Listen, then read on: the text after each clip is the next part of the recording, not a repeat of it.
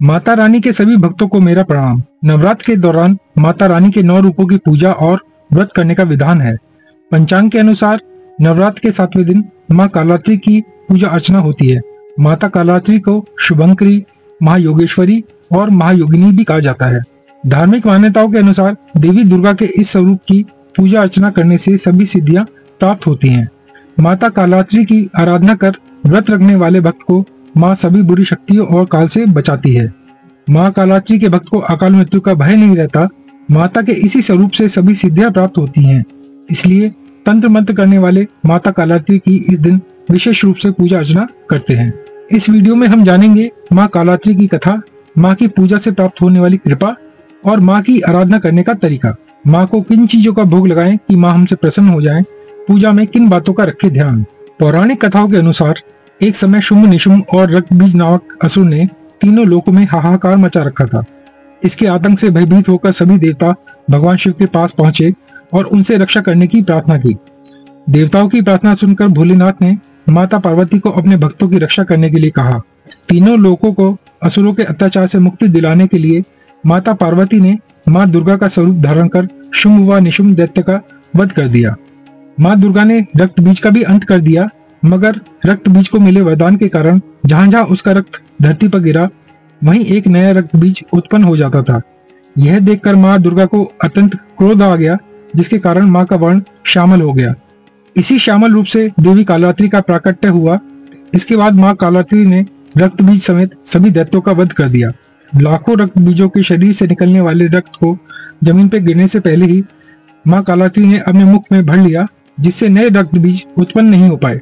इस तरह सभी असुरों का अंत हुआ। सृष्टि की रक्षा करने की इस वजह से माँ कालात्री को शुभंकरी भी कहा जाता है। माँ कालात्री का रूप काला और भव्य है। माँ के 4 हाथ हैं और वे अपनी भुजाओं में तलवार, त्रिशूल और अन्य अस्त्र धारण करती हैं। माँ कालात्री का स्वरूप देखने में तो अत्यंत भयानक है, लेकिन वे सदैव शुभ फल ही देने वाली हैं। माँ कालात्री के सिर के बाल बिखरे हुए हैं, उनकी 3 आंखें हैं और उनके गले में मुंडमाला रहती है। माँ कालात्री ऊपर उठे हुए दाहिने हाथ की वर मुद्रा से वर देती हैं, तो नीचे वाला हाथ अभय मुद्रा में रहता है। बाईं तरफ के ऊपर वाले हाथ में लोहे का कांटा और नीचे वाले हाथ में लोहे की कटार है। माँ कालात्री का वाहन गदर्भ यानी गदा है। असुरों और दुष्टों का संहार करने वाली माँ कालात्री की सच्चे मन से पूजा करने वाले भक्त से सभी दुख दूर रहते हैं और उसके जीवन और परिवार में सुख शांति का वास रहता है। माँ कालात्री की पूजा व व्रत करने से सभी नकारात्मक शक्तियों का नाश होता है और आरोग्य की प्राप्ति होती है। माँ कालात्री अपने भक्तों को आशीष प्रदान करती है, जिससे भक्त के बल व आयु में वृद्धि होती है। माँ कालात्री की पूजा सुबह और रात दोनों समय करने का विधान है। माँ पार्वती के इस रूप की पूजा अर्चना करने से साधक को रोग दोष से मुक्ति मिल सकती है।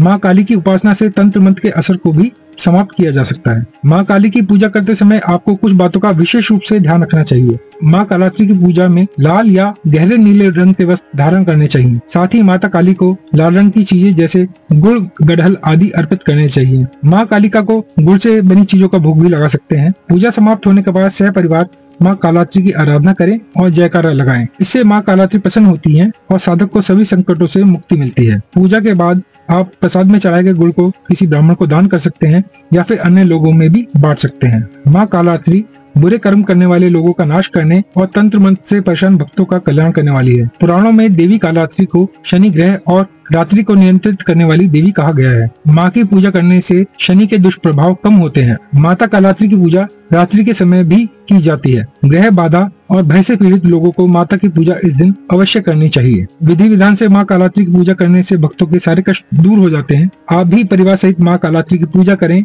उनका व्रत रखें।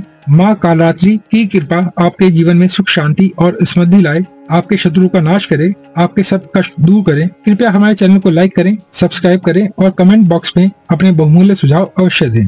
धन्यवाद।